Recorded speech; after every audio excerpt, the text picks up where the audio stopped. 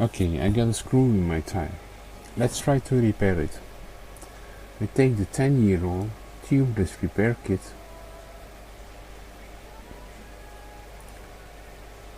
First of all, I'm going to remove the screw from the tire.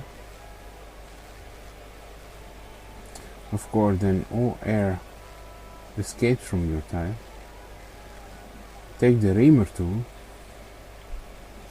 and I'm going to open up the hole where the screw was in your tire, just to make sure to do it 2 to 3 times, so the reamer tool goes in and out fairly smoothly.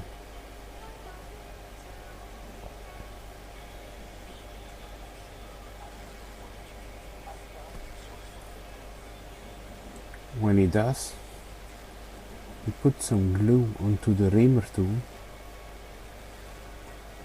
put it back into the hole and twist it around, just to clean everything into the tire and into the hole.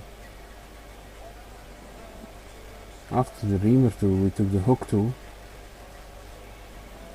and we put in some rubber seal. Put some glue on both sides of the rubber seal.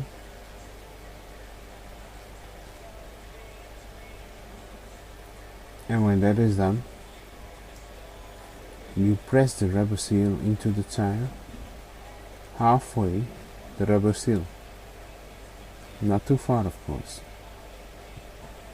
You remove the hook tool and the rubber seal stays into place. We're going to inflate the tire, but not this way. You see the air escapes, but you have to do it this way. When you hear the air goes into the tire. After that, we remove the excess of the rubber seal. And if you're at home, you can take your compressor and put it onto the desired pressure, and that's it.